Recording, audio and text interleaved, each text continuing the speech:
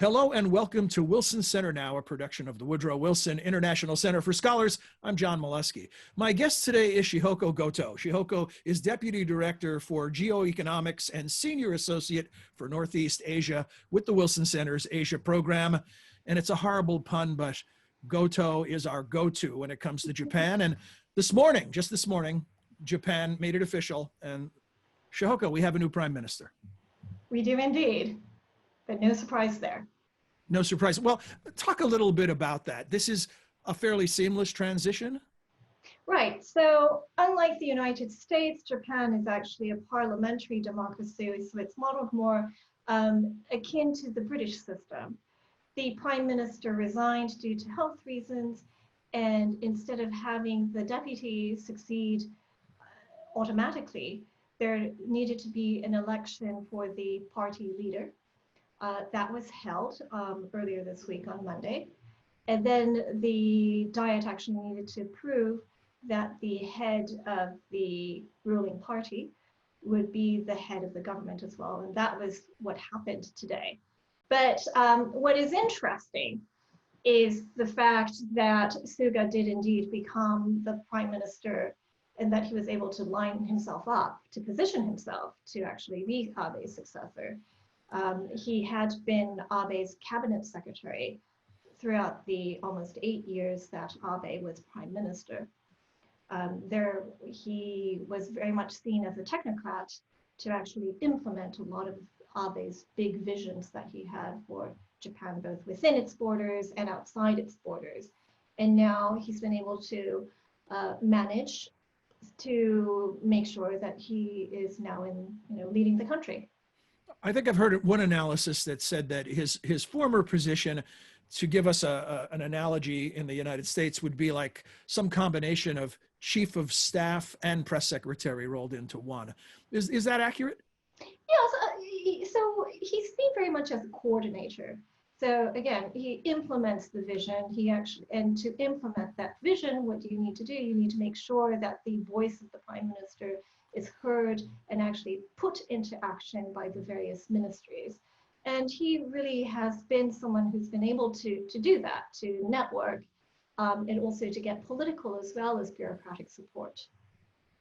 And this seamlessness extends beyond the technicalities. Should we also expect seamlessness as it relates to policy? Well, here's the challenge. As I said, Suga was elected to be the head of the ruling party, and thus as the biggest party, he is now the head of the Japanese government. But the voters have not had the opportunity to say yay or nay to him. And the challenge for Suga moving ahead is to have that kind of political legitimacy with the Japanese public. And so long as people don't feel that he represents them, there's always going to be this cloud hanging over his head as to whether he actually is anything more than a caretaker, the head of the caretaker government. So as we move forward, the Japanese government doesn't need to dissolve parliament until next September. But there's always going to be this question of when is there going to be a next election? And this is going to be Suga's biggest agenda. Personally. About that, it's almost as if a supporting actor is now moved into the lead role, and the former lead had a lot of personality. Their backgrounds couldn't be more different. Abe was almost Japanese royalty, where Suga is the son of a farmer. Is he ready for prime time?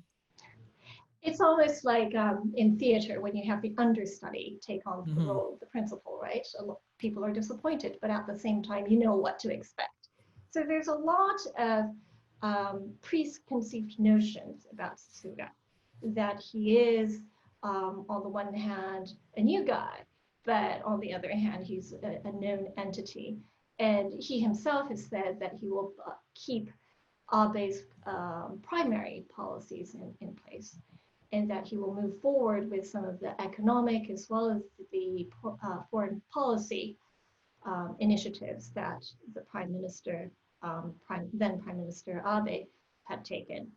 So we don't expect a lot of change, But at the same time, he has already come up with some ideas as to how he might want to ensure that the initiatives that Abe had taken are actually moving forward, continue to move forward. So looking back, we'll come back to Mr. Suga in a minute, but I want to look back at the Abe legacy, the longest serving prime minister since the end of World War II. What circumstance did he leave the country in as far as popular support for this government? This is a tough time for leaders around the globe dealing with a pandemic. What is the public sentiment as we move from one prime minister to another? Right. As you said, 2020 has been a really tough year for all countries. Japan has been no exception. And what's interesting for Abe is that not only did he have to deal with the pandemic, he also had to deliver the news that the Summer Olympics in Tokyo were not going to take place. He was not seen as very adept at dealing with the pandemic. We had seen his popularity actually continue to decline steadily, and the expectation was that had he stayed in government, his popularity would have continued to sag. What's interesting, though, is that public opinion since his resignation has been very kind to him. There's already been this revisionist approach to Abe, really reconsidering what he had achieved and really giving him a lot of praise for what he was able to deliver for Japan over the last 8 years. And so what is interesting primarily about Abe is that he gave what Japan needed the most, which was stability. Before Abe, there had been a revolving door of Japanese prime ministers. So every year for 6 years, there was a different prime minister. And Abe came in for his second term, for his second administration. And he was actually able to actually end up being Japan's longest serving prime minister. So this is something that Japan needed. And when we look at the world around us right now, there's a lot of uncertainty, right? The United States will be having an election. Angela Merkel has said that she's no longer going to be running for another term. There's a lot of unrest in the UK.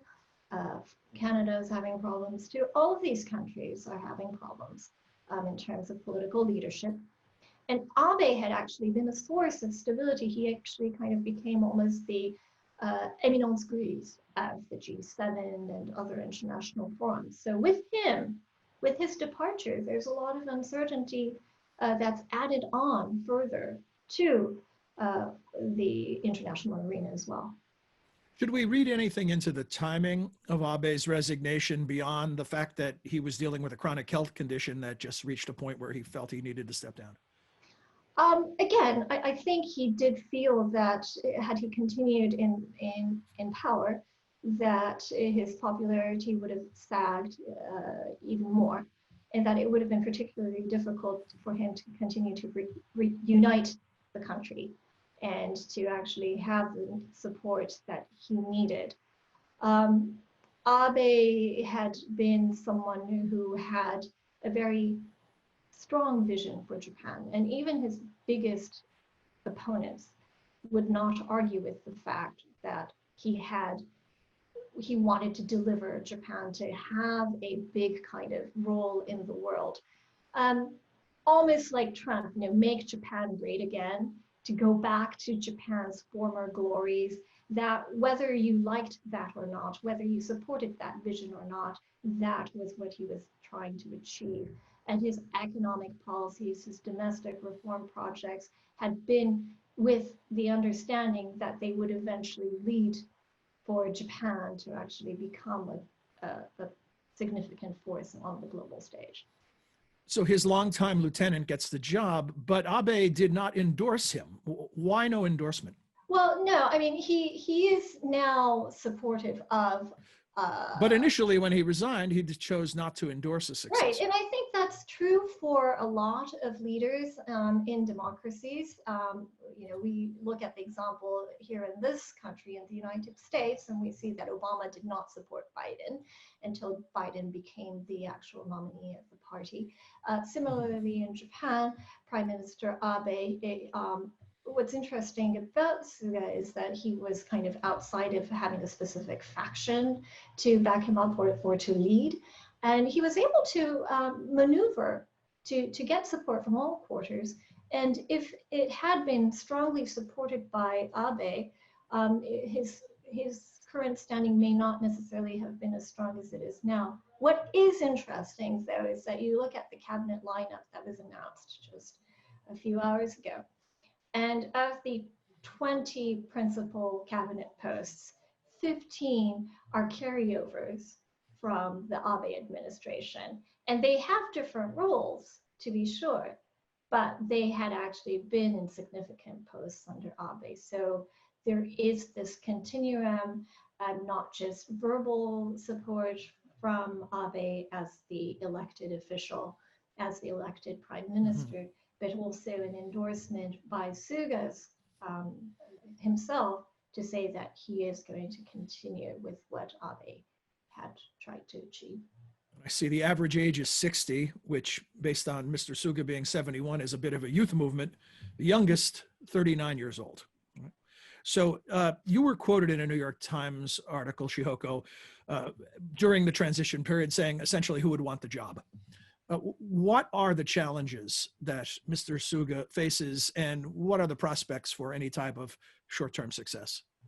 Right, so even though there is a lot of nostalgia already about Abe, and he was actually quite a good leader, he did Japan a lot of good during his 8-year in office, he left a lot of things still to be done, yet to be accomplished.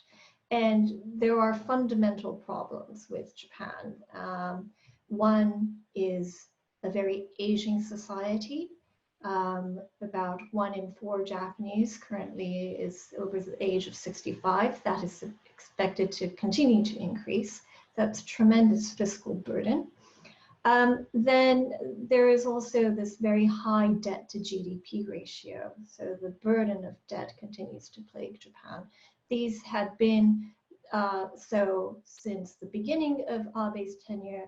He had 8 years to deal with them. He didn't actually solve them. So those are the domestic issues that I can think of immediately. On the foreign policy side, the issue of dealing with China, this is true for all Asian countries, but particularly for Japan. China is Japan's biggest trading partner on the one hand, but it is also a security threat as well. Abe had been able to reach out more to China, but there's still much more to be done. Relations with South Korea have been described as the worst in recent memory. That's going to be a challenge that Suga is going to have to address. And then, of course, there's this relationship with the United States, whether President Trump becomes a 2-term president or whether Biden becomes the president. Regardless of who wins the US elections, Japan will have a very difficult time to try to carve out strong relations, continued strong relations with the United States. And it will also face the challenge of trying to keep the United States engaged as a Pacific power, because even if it is a democratic government, there's a lot of concern in Japan as well as across Asia about how serious the United States is about continuing to ensure that it continues its presence across the Asia Pacific. A final thought, Shihoko, is, Japan watchers will be trying to get a read on whether or not Prime Minister Suga is a long-term or longer-term replacement, or if he's just a placeholder until the next election.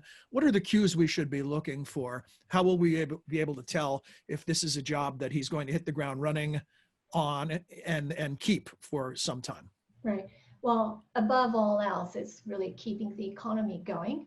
And it's also really about making sure that the economy is strong at the corporate level, at the national level, as well as for voters, and that consumer sentiment remains strong. Now, because of Corona, all countries have been heavily hit by the pandemic. Japan is no exception. Suga has made it clear that he really wants to address this issue. And it's one thing to be aware of it and to talk about it. It's another thing about how to address this issue. Can this be an opportunity, though, for Japan to actually make itself more competitive? One of the interesting things that's already been floated is creating a digital agency. So to really learn from the pandemic and the weaknesses in Japan's economic structure. So one of the problems that Japan has had is that it's very analog in its business transactions and administrative capabilities. So they really want to create this agency to ensure that there's better online connectivity across the country. There's greater national adaptation of online education, online healthcare. These are things that would actually lead to greater efficiency. They would address issues that, when the working population is decreasing, if you are more digitally connected, that's a really good thing, right? And it's also something that if Japan does it right, other countries can look at it and say that's a very good example of what we want to pursue as well. So there's a lot of hope in what Japan may or may not do. But in the longer scheme, essentially, Suga only has about 12 months to do it. 12 months because he needs to have an election by the end of September of next year. And quite a to-do list for 12 months. Right, it's a huge to-do list, and he's got to show that he's a capable leader, that he can check off these lists, and he can win elections as well, right? So, yeah, that is a big thing for a guy who really is still grappling with a pandemic. Well, bad times are bad times, but they also create opportunities for leadership to emerge. You mentioned the global leadership deficit that's about to get larger with some long-standing leaders stepping down. And so we'll be optimists, right? On the day of his official coronation, we'll be optimists. Right. Absolutely. Well, Shihoko, thank you very much for joining us and for providing insights and analysis about the new prime minister in Japan, Mr. Suga, and look forward to speaking to you again. Thank you. And to all of you watching this edition of Wilson Center Now, we hope you enjoyed it and that you'll be back again for another episode. Until then, for all of us at the Wilson Center, I'm John Molesky. Thanks for being here.